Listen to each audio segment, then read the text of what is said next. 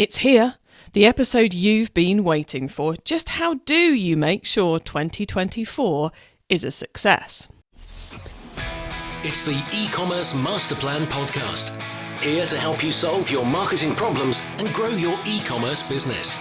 Cutting through the hype to bring you inspiration and advice from the e-commerce sector and beyond. Here's your host, Chloe Thomas. Hello and welcome. It's great to have you here. A special welcome to you if this is the first time you've tuned in to the eCommerce Master Plan podcast. A lot of our listeners find us via this episode every year, so I suspect there's a few of you tuning in for the first time. Whether you're a new or a returning listener, it is excellent to be chatting to you. Every January we release an episode like this one, your guide to the best ways to achieve success in the coming year. And every year since 2016, yeah, that long, it's been the most popular episode of the year. And with 2024 shaping up to be yet another interesting and challenging year, I fully expect this to be a super popular episode this year too. So congrats on making a popular choice and tuning into an episode that potentially many of your competitors are listening to too. So in 2024, why do I think it's going to be a difficult year? Well, we're going to see pressures combine to make the year rather interesting. Three specific pressures. First off, we've got the big macroeconomic factors, the economic situation, global disharmony and climate change. Secondly, our industry is growing up. The pivoting of e-commerce from the exciting Wild West land grab it's been for the last 20 years into a stable competitive industry is fascinating and exciting, but it's quite hard. And third, privacy changes. They are continuing to impact how we measure, target and optimise. So we're going to be doing plenty of pivoting, all of us, I think, to try and take that into account this year. To help you navigate the impact of all this and build resilience and competitiveness into your business, I've worked hard to get you a lineup of brilliant experts so you get the best possible tips to help you survive the year ahead and, dare I say it, make the most of it too. Please do listen to the end of the episode so you don't miss out on any of my guests' top tips for e-commerce growth in 2024 and my own little roundup of it all too. If your tech stack is becoming a bottleneck to growth, it's time to replatform, and you should check out SHOPLINE. SHOPLINE is the modern commerce platform that's disrupting Europe as one of Asia's leading e-commerce platforms. Whether your bottleneck is setting up more sales channels like social commerce or expanding to new markets globally, SHOPLINE takes care of everything from store setups, checkouts and payments to logistics and more. With single-click migration and out-of-the-box tools, they're there to help. The best part about it, you don't need to pay until your site is live. Here in the UK, they power brands like In The Style and Everything £5, whilst in Asia, they're the platform of choice for huge brands like Lego and Muji. If you want to scale, it's time to book your free trial or have a chat with one of the SHOPLINE team. Find out what SHOPLINE could do for you via ecmp.info/SHOPLINE. That's ecmp.info/SHOPLINE. Super are on a mission to disrupt the payments landscape. In an industry where merchants are used to being charged for every swipe, tap or click, Super Payments is flipping the script and making the transaction 100% free. Yes, you heard that right. 100% free. Plus, Super offers a free loyalty program, so you can pass the savings generated from free payments back to your customers as cash rewards. Thousands of brands are already seeing increases of over 40% in their retention rates because of this. Everybody wins. If you ship or sell to the UK, sign up for a demo now at ecmp.info/super. That's ecmp.info/SUPER. On that landing page, you'll also find full T's and C's and details of how you could get a special £5 welcome bonus for your customers. Okay, let's get on with it. The tips are about to come thick and fast. So, to help you take it all in, we've put our notes, including lots of links to things mentioned by our experts, on the website, and you'll find that via ecmp.info/474. So that's ecmp for e-commerce master plan.info/474, and I'll tell you a bit more about that later as well.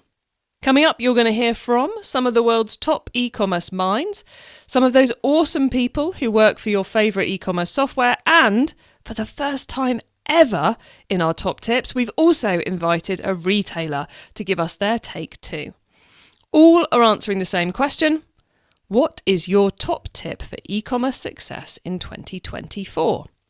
Now, there's a fair bit of tactical, practical advice coming up, but what's really interesting about the answers this year is mainly they focus on planning and strategy rather than do X or avoid Y, which, to be fair, the do X, the avoid Y are frequently not relevant to everyone, whereas the majority of our guests' advice in this year is, I think, stuff that every one of you should be putting into place.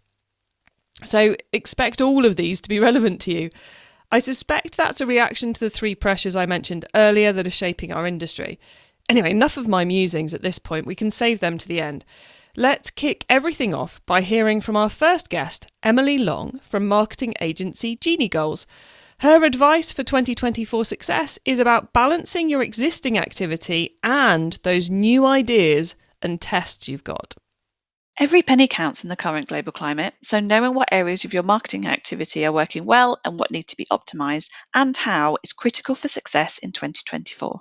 You can then take these learnings and share them across other areas of your marketing plan to deliver the strongest plan this year. Firstly, it isn't enough for your activity just to be performing. It's fundamental that you know what's working well and what isn't, and most importantly, why. My advice is to always test. But it's not just about testing and optimizing your current activity. There is always a new and shiny platform, channel, piece of technology out there, and 2024 will not be any different. Don't get too distracted. Root every decision with a clear objective. If your customer is there and if they want to engage with your brand in that space, and if it does something new that an existing channel doesn't, or it does something better, faster, cheaper, then test it. Just be really clear on how you are measuring success. Match your KPIs to the objective of the test and ensure these are articulated in black and white. This will help you to manage your stakeholders' expectations so you are all on the same page of what good looks like. There's nothing worse than completing a test and realizing that everyone has a slightly different view of what good looks like, so alignment really is key. Tests which win are brilliant, but tests which you can learn from are a valuable way to continue to optimize your plan and make sure your marketing is keeping up with your customers' expectations in 2024. If you are worried about getting sign-off for the budget to test something new, which can be hard when you have a very effective and efficient media plan already, a useful model I have used is the 70-20-10 model. 70% of your activity is spent on tried and tested activity. This is your business as usual, your bread and butter, the activity you've carefully honed and optimized over the years. 20% is a low-risk test budget. This could be testing something which is slightly new to you, but the risk is low. This could be a new audience on the same platform, a new creative message, etc., or a new bidding strategy. Then finally, you have your 10%. This is the high-risk, high-return test activity. What would usually sit here are things like a new platform, like if you are new to TikTok. Over time, tests which win get put in the 70%, and the 20% and the 10% continue to evolve with new activity.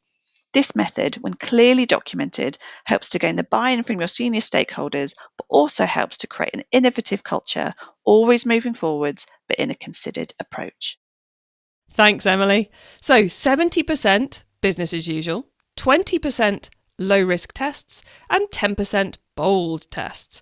I love that way of thinking about it, especially as you can apply it to time, money, focus, etc., and to everything from marketing to product dev to website dev. I also love that we're kicking off with this tip because I think it's super easy when things are difficult to retreat and stop evolving, stop acquiring. And that's the worst thing you can do, quite frankly. So please do commit to a clever testing plan in 2024. Our next guest is again sharing some planning advice that's particularly relevant in tough years, but also sharing some really interesting advice about there being strength in culture and team. Take it away, Rosie Bailey from Nibble. I think one of the most important things to acknowledge is we live in a very uncertain world, and it can feel daunting. And in fact, I was daunted by answering this question about what's my top tip for next year, because I don't know what my top tip for my own next year is. But I do know that it can really help to scenario plan.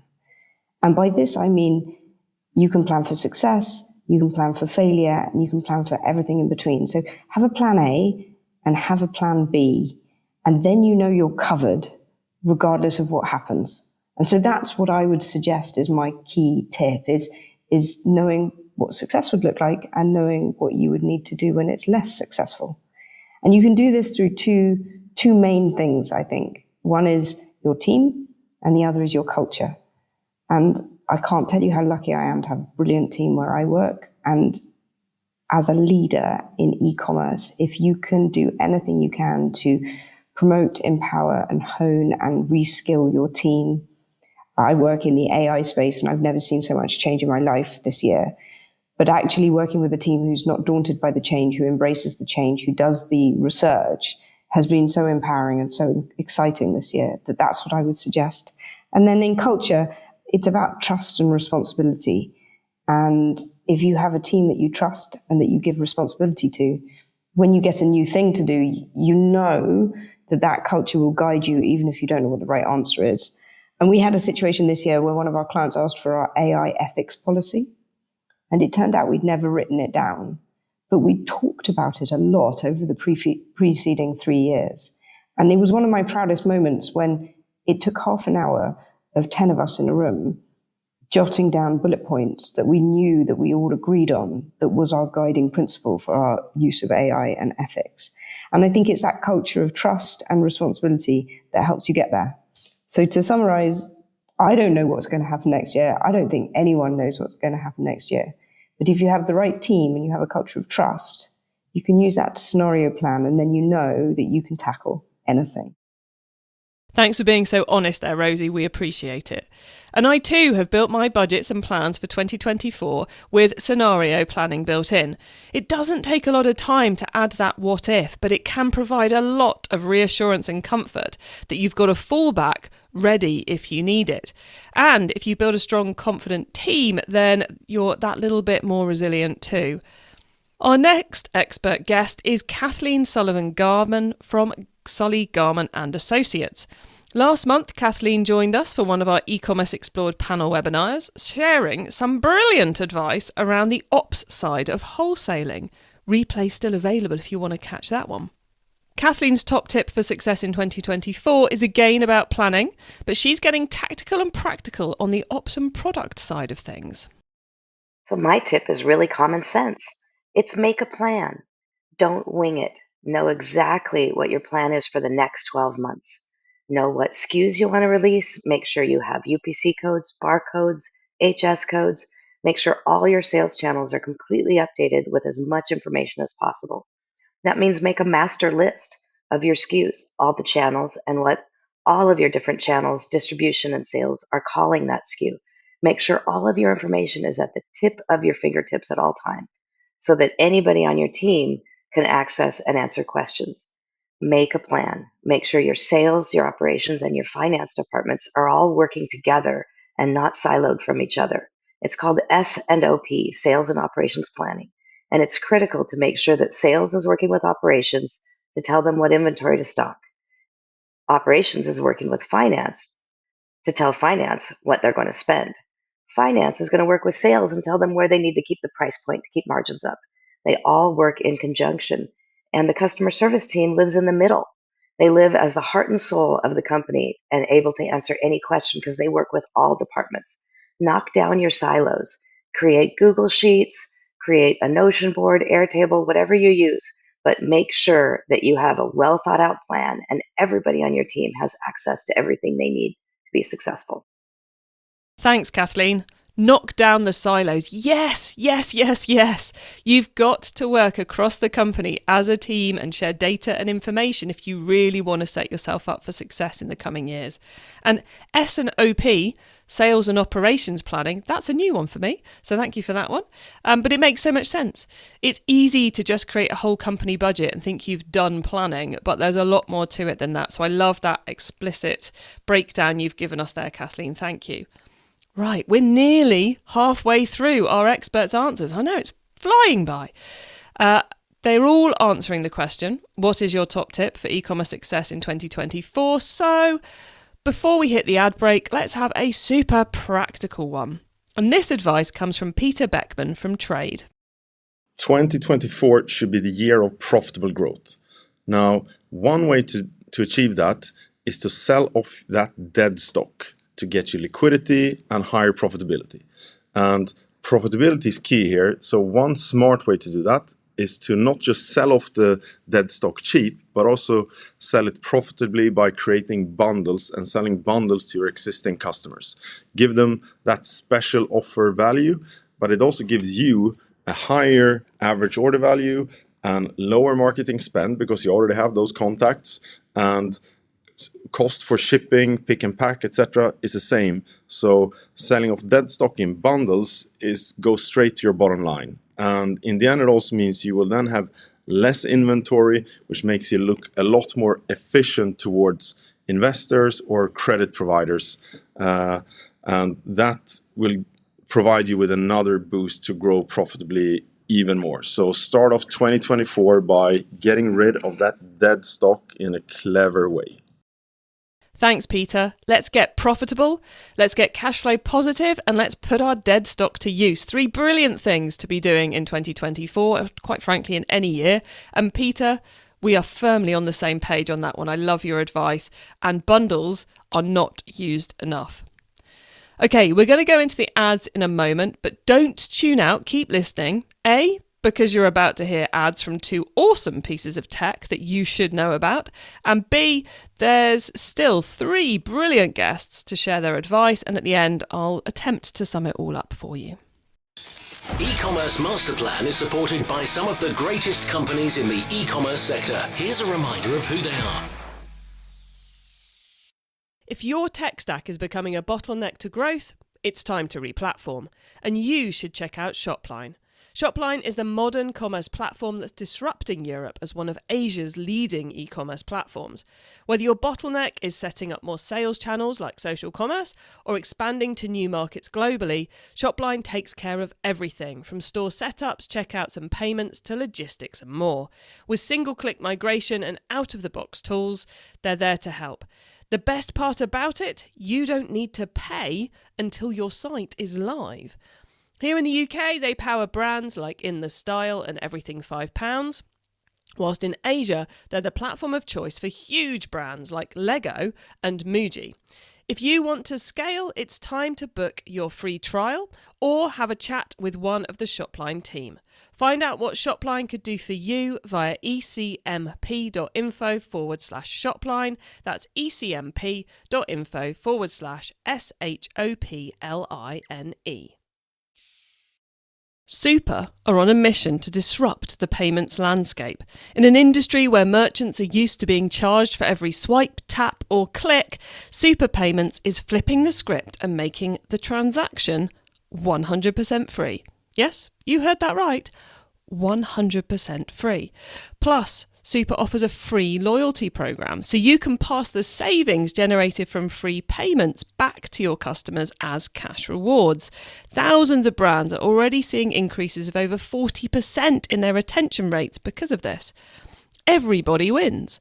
If you ship or sell to the UK, sign up for a demo now at ecmp.info/super.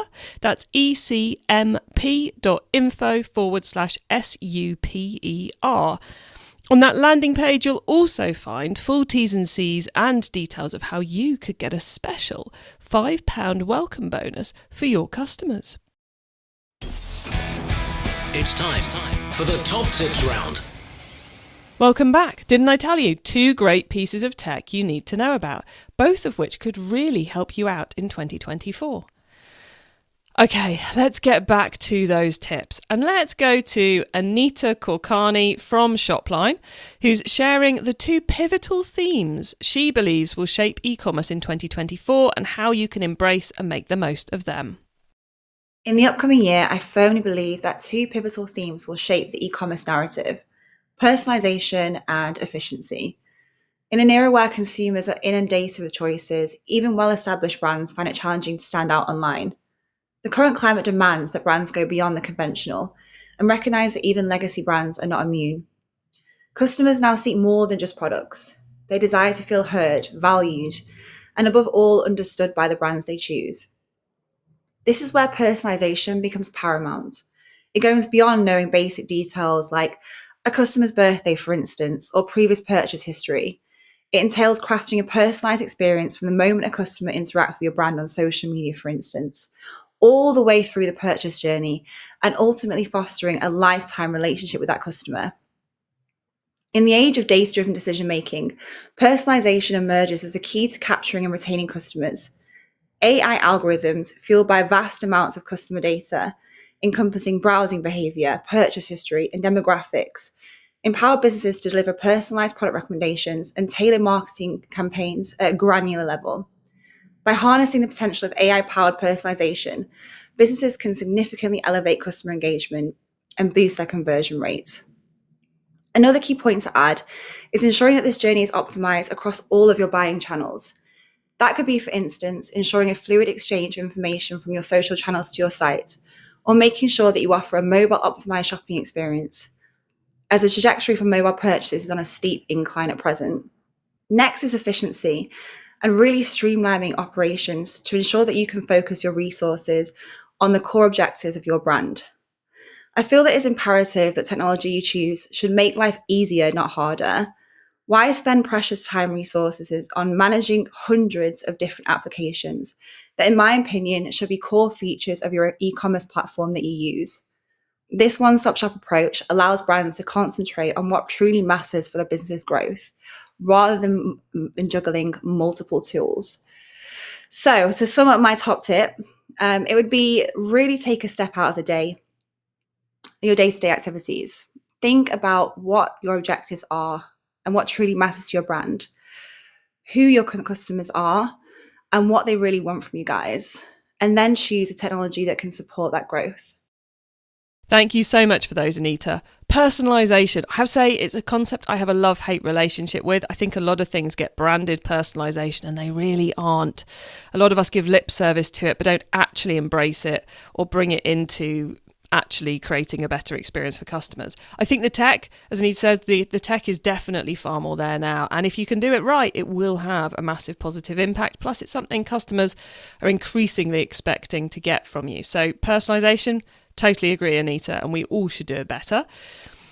And streamline buying journeys. So essential. Your customers want that experience. And as Anita says, with the wrong tech stack, this is nigh on impossible to deliver. And with the right tech stack, it becomes incredibly easy. So this may be the year to bite the bullet and make some significant tech stack changes. Let me know what you decide to do. Now, our penultimate guest is Dave Smallwood from Super Payments, who's building on the need to meet and exceed customer expectations with his 3-step approach. In these tough economic times, it's super important to tweak your e-commerce approach to match what customers are looking for. Here's a more down-to-earth take on how to do this in 3 steps. Step 1, make shopping easy and fun. Your website needs to be a breeze to use. People are watching their spending, so make sure your site works great on phones, loads quickly, and is a snap to navigate. A smooth shopping experience can keep customers coming back, especially when they're careful on how they spend their pounds. Step 2, tailor deals to what customers want. Everyone's hunting for the best bang for their buck these days. Use your data smarts to customize what you show each customer. Suggest products and deals that fit their taste and their wallet. It's all about making them feel like you've got just what they need without breaking the bank. Step 3, add flexible paying options and cool rewards. Money's tight for a lot of folks, so it's awesome to give them different ways to pay. Think about adding options like digital wallets or payment plans, and spice it up with a loyalty program that really thanks them for sticking with you. We're seeing a ton of new rewards initiatives that are directly tied to the payment method used, and there's a huge amount of value to be unlocked by linking them together. Whether it's discounts, special deals, or sneak peeks at new stuff, make every pound they spend with you feel worth it.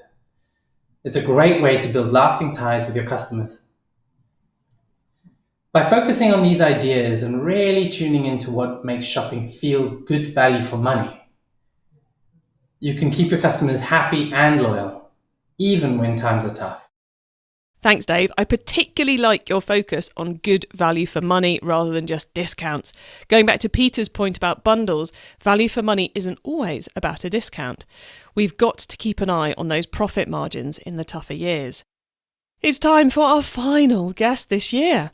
I really tried to make an argument to myself to put Janis Thomas from Look Fabulous Forever's advice earlier in the show, but I think it's the one you need to hear last. Why? Because Janis's answer to what is your top tip for e-commerce success in 2024 will help you to make the most of all the rest of the advice in this episode. Customers on a regular basis. Ask them things like, do they know about each of your USPs? That it's very easy for us to feel like we keep communicating the same messages again and again, and we feel sick of them. But does that mean that all of our customers know about them? And actually being able to see what proportion know about them, are we increasing that percentage over time? Are we getting better at doing that? We can ask things like, what do they like about us as a brand? Why do they like shopping with us? And we can then use those reasons in our marketing because we know they'll be compelling to new customers. We can also ask what we need to do better, that it's very easy for us to listen to the most vocal customers who might have a very niche agenda. And actually, by going to your entire customer base and asking them about what bugs them and how important is that to you, it means that you can really prioritize things properly and not just the things that the customers who shout the loudest.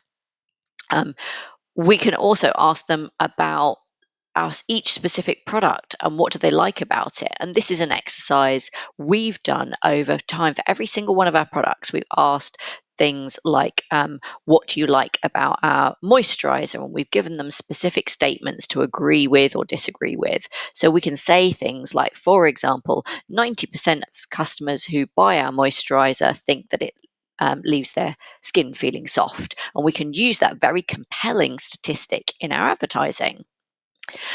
We can also ask them about why they haven't bought specific products. What objections do we need to overcome? So, for example, we earlier in 2023, we launched a new SPF product. So one of the things we knew from asking our customers it was really important to communicate was this is something that's really important that you wear all year round and not just in the summer.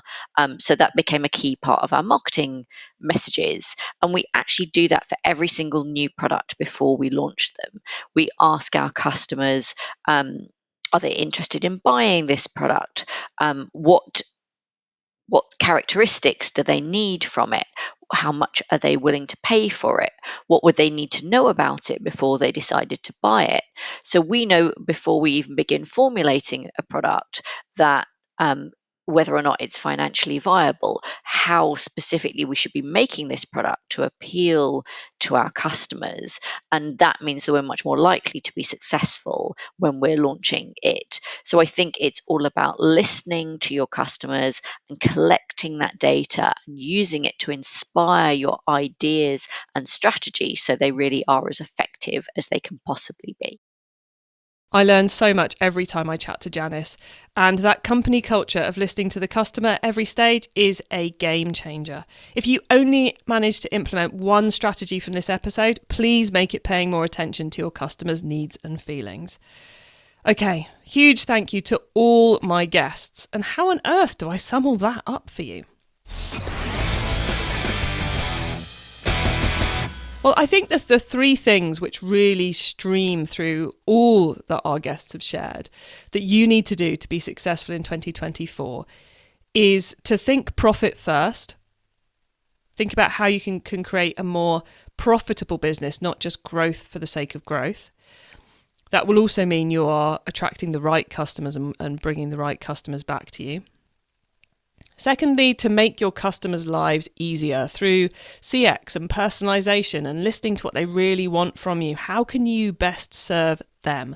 That's what you really need to nail if you want long-term success. And to make your business more resilient with better planning, breaking down silos, turning old stock into cash and empowering your team with a great culture. I think our guests have given you a lot of ways to improve all three of those areas, and I hope you've got a lot from this episode. Now, if you're listening on Spotify, please do use the comments to tell us which was your favourite advice too. If you're not listening on Spotify, drop me a line on LinkedIn, and it would be great to hear what you think of this episode.